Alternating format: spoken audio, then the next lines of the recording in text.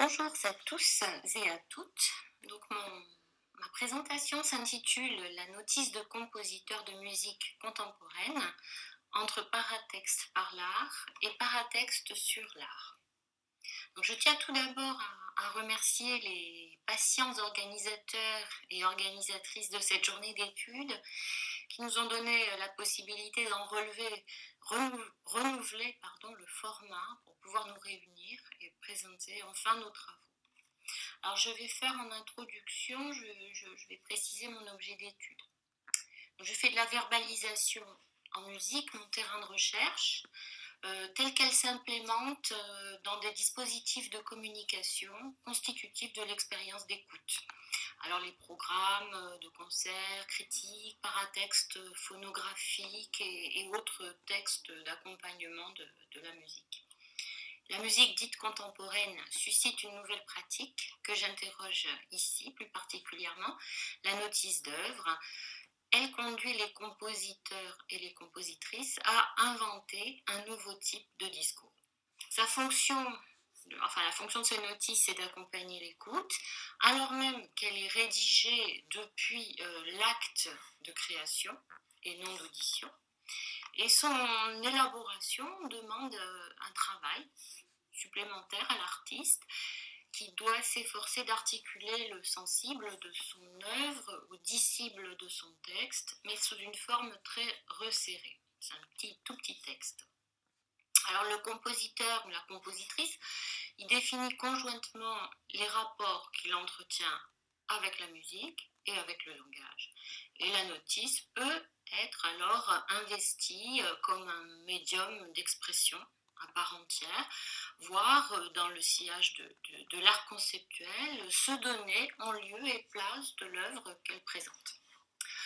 Elle est alors une sorte de zone frontière qui permet d'observer les mobilités, les échanges, les solubilités respectives entre verbe et musique. Et chaque notice est une forme d'implémentation singulière de cette zone, plus ou moins poreuse, étanche, d'échanges à la fois artistiques et médiatiques. Alors elle devient donc saisissable pour nous dans un champ nouveau, encore indéfini, de pratiques à la croisée de l'artistique, du communicationnel et du médiatique. Donc les modalités de la relation entretenue entre le paratexte et le texte deviennent finalement symptomatiques d'un moment régi par de nouvelles formes, indissociablement cognitives, communicationnelles, esthétiques, à même de produire des formes artistiques autres. Alors, mes méthodes et matériaux pour cette étude. Donc, la base empirique de la recherche repose sur un corpus constitué en milieu naturel, le Centre de documentation de la musique contemporaine à Paris. J'ai choisi un corpus de notices d'œuvres composées en 1975 parce que les années 70 correspondent au moment musique en jeu, une revue emblématique analysée par Françoise Escale, puis par Nicolas Donin. Et la publication du discours du compositeur en est la revendication particulière. C'est une revue qui peut être considérée comme une revue manifeste. En outre, la musique contemporaine a digéré à ce moment-là les expérimentations texte-musique les plus radicales, telles que des partitions faites intégralement de mots, chez Stockhausen par exemple, ou encore Cage. Alors sur les 250 œuvres déposées au Centre de documentation de la musique contemporaine, 109 ont une notice. Et les notices octoriales, écrites par le compositeur lui-même, représentent les 4/5 du corpus. La moitié des œuvres sont instrumentales, le reste se répartit entre œuvres électroacoustiques pures ou mixtes, œuvres vocales et œuvres dramatiques, on va dire. Alors, je procède à une analyse qualitative de discours selon 3 strates entrelacées. Une analyse thématique, une analyse par genre communicationnel et enfin une analyse par catégorie conceptualisante. Les principales catégories thématiques que je recense sont les suivantes. Alors, l'explication du titre, l'idée germinale de l'œuvre, le matériau musical et son traitement, le déroulement temporel, la description des sons, les circonstances de création, les moyens techniques, les commanditaires, les interprètes. Bon, il y en a d'autres encore. Elles sont insérées dans 3 genres communicationnels principaux, le genre informatif, le genre expressif et le genre argumentatif. Alors l'informatif veut produire un modèle réduit de l'œuvre et en donner le mode d'emploi. L'expressif veut partager des ressentis et des émotions avec l'auditeur. Et les notices argumentatives s'attachent aux finalités compositionnelles. Alors, une analyse par catégorie conceptualisante dégage la préoccupation qui préside chez le compositeur à l'écriture même de sa notice. C'est Lukerov et Guillemette, 2012, et Payet et Mukieli en 2016 qui travaillent ces catégories. Alors nous en relevons 2 qui correspondent à 2 finalités distinctes de l'activité, finalité informationnelle et finalité, on pourrait dire, créative. Nous mobilisons ces 3 strates quasiment en même temps pour leur souplesse et leur capacité à rendre compte de la pluralité singulière de ces discours et également parce qu'une articulation serrée entre dimensions artistiques et médiatiques évoquées ci-dessus y sont attachées. Alors, résultats principaux, nous obtenons une typologie de notice en 2 points, annoncée dans le titre, saisie par 2 prépositions, la notice sur l'œuvre, sur la musique, et la notice par l'œuvre, par la musique. En quoi la substitution de ces 2 prépositions change tout au regard de l'activité d'écriture comme de l'action visée par la notice, notamment sur l'expérience d'une œuvre et de sa perception. Alors, je vais présenter leurs caractéristiques respectives avant de prendre 2 exemples. Alors, les notices sur l'œuvre, pour commencer, elles font appel à des rubriques textuelles que j'appelle convenues. Leur visée est informationnelle. Leur écriture relève d'une activité générale qui consiste à présenter et représenter fidèlement leur objet, c'est-à-dire l'œuvre composée. On distingue 3 cas de figure récurrents. Elle favorise d'une part ce qui offre aisément prise au langage parce que c'est déjà du langage. Ensuite, ce qui offre aisément prise au langage parce que ce n'est pas de la musique. Et enfin, ce qui, de la musique, offre aisément prise au langage. Alors, sur le premier point, la notice favorise les items, on va dire déjà langagiers. Les entrées discursives sur l'œuvre de nature textuelle sont des ressources aisées pour dire la musique, des solutions d'écriture, comme l'explication du titre. Il arrive que le compositeur recopie la définition d'un dictionnaire du mot titre. Les citations en exergue ou dans le corps du texte constituent également un matériau verbal préexistant. L'activité ici consiste finalement à mettre des mots sur des mots. La notice, deuxième point, se veut également très factuelle et s'emploie à préciser les circonstances et les contraintes d'existence des œuvres, les moyens compositionnels disponibles, lieux de création, de diffusion, commandes, dispositifs instrumentaux. Le tissu pragmatique en est une composante, c'est-à-dire la galerie de protagonistes qui gravitent autour de l'œuvre, biographie du compositeur, commanditaire, dédicataire, interprète. Des sources d'inspiration aussi, culturelles, artistiques, littéraires, offrent également une prise assez convenue au langage. Troisième point, les dimensions lexicales qui renvoient à ce qui de la musique relève d'un vocabulaire spécialisé et stabilisé. Ce qui produit le sonore musical et avec quoi ce sonore musical est fait. Des éléments caractérisés tels que le genre de l'œuvre ou encore la démarche compositionnelle. La description du sonore est un peu le morceau de bravoure de la notice et le compositeur rend compte de l'œuvre par des descripteurs spécifiques indexés en général sur le déroulement du flux musical. Alors ces 3 registres de communication sur l'œuvre constitue une sorte de grammaire récurrente, propre aux notices sur la musique, mais chaque registre finalement est susceptible de s'ouvrir ponctuellement à une zone de porosité entre musique et verbe, notamment lorsque le compositeur veut saisir le caractère de son œuvre. Alors j'en passe maintenant aux notices par l'œuvre. Elles font appel à des rubriques textuelles plus créatives, non convenues, et elles questionnent justement le cantonnement observé ci-dessus et en investissant une zone frontière qui leur est à chaque fois spécifique. On peut également y distinguer trois cas de figure. La notice peut en effet prendre pour sujet le langage verbal, utiliser les ressources littéraires, on va dire, du langage verbal, enfin se substituer en tant que texte à l'œuvre musicale elle-même. Donc dans le premier point, le langage verbal est le sujet principal de la notice à divers titres, de la source d'inspiration jusqu'aux matériaux, quand les lettres correspondent à des sons, par exemple, quand il y a un traitement musico-phonétique.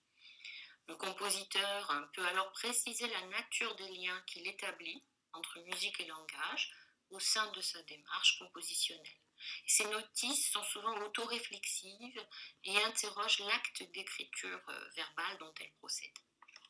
Deuxième point, la notice en tant que média utilise le langage verbal dans ses dimensions littéraires, la fonction poétique, le côté palpable du signe.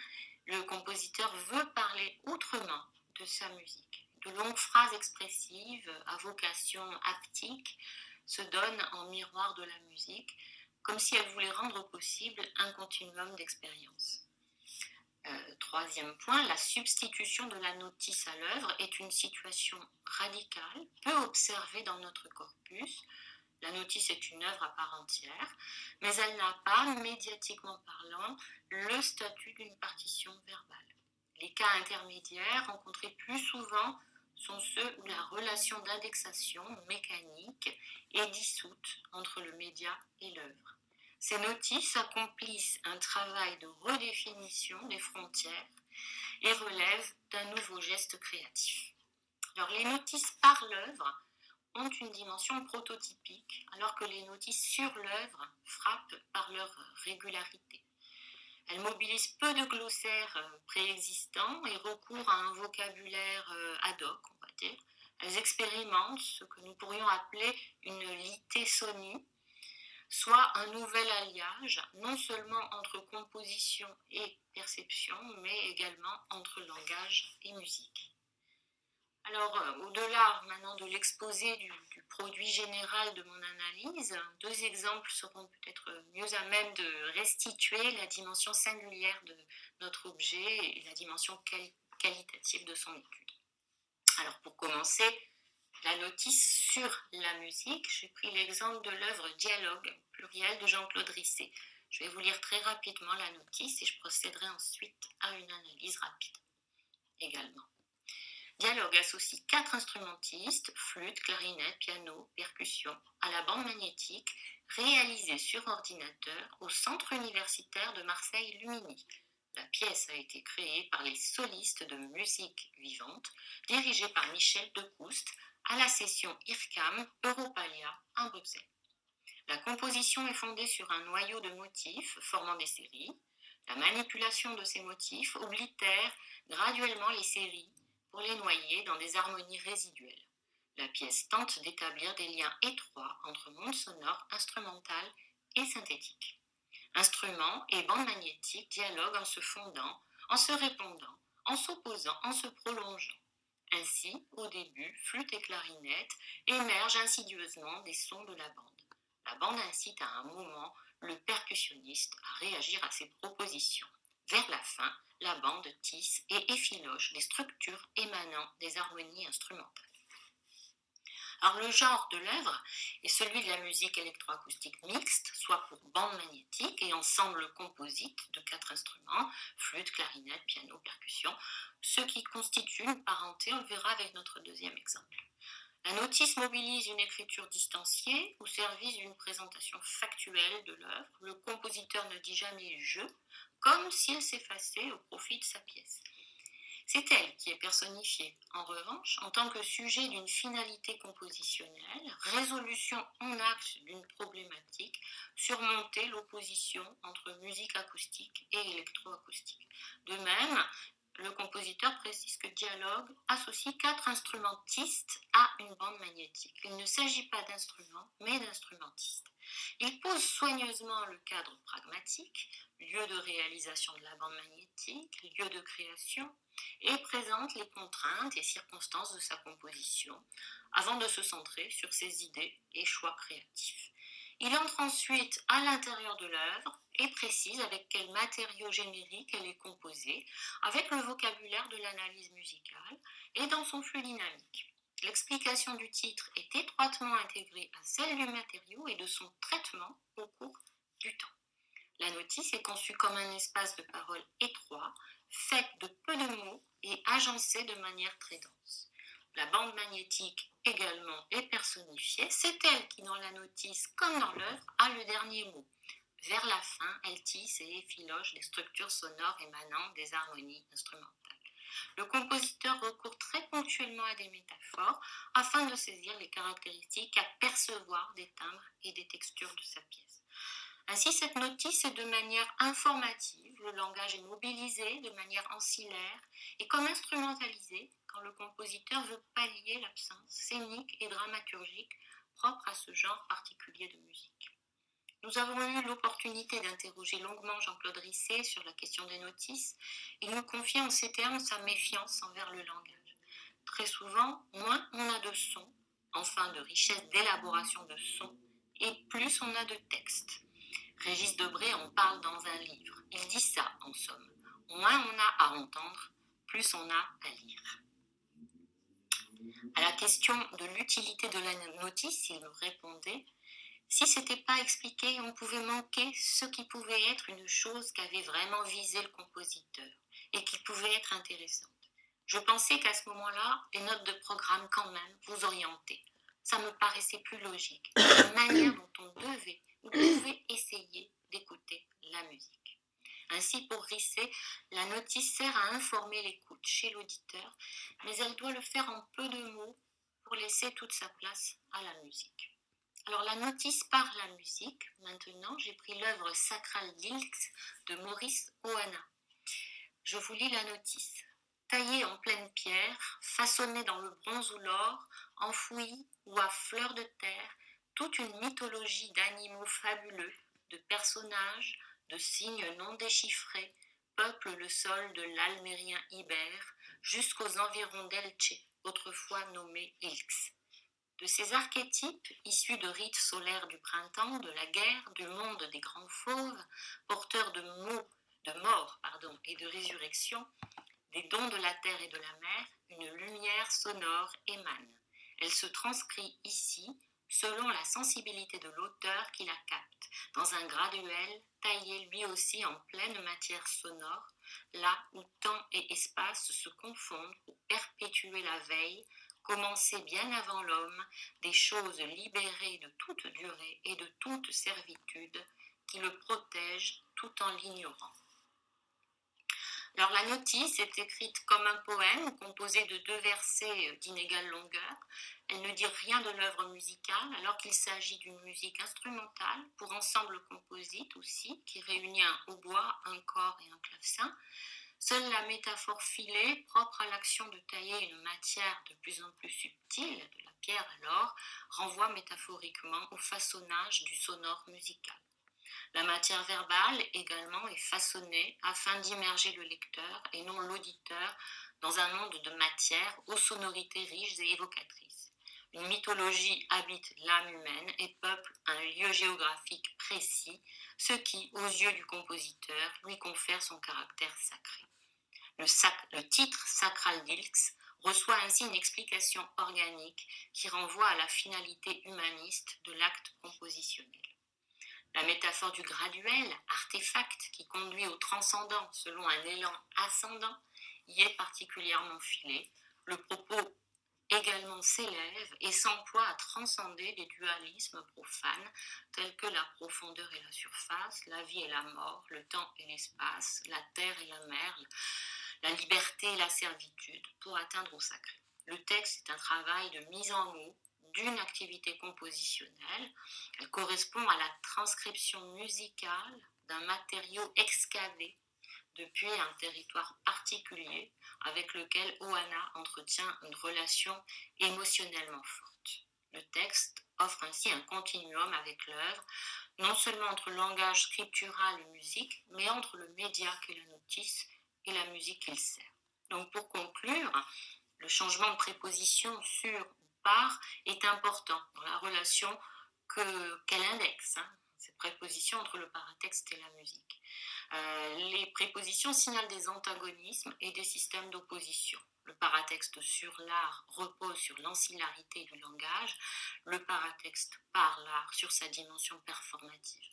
Avec sur, le paratexte enveloppe une œuvre close, avec par, il en redéfinit les contours. Il ne s'en tient plus au décalque de son objet d'écriture, l'œuvre, et se risque à jouer sa propre partition médiale afin de proposer une expérience esthétique globale et donc plurale. Ainsi, nous faisons l'hypothèse que la notice est le facteur et le symptôme d'une relation de plus en plus serrée entre expression et communication, création musicale et parole verbale. Notre travail de conceptualisation, d'historicisation et d'enquête veut rendre compte des mutations à l'œuvre dans les modes de perception et de compréhension qui affectent aujourd'hui autant les formes artistiques que les formes médiatiques. Je vous remercie de votre attention.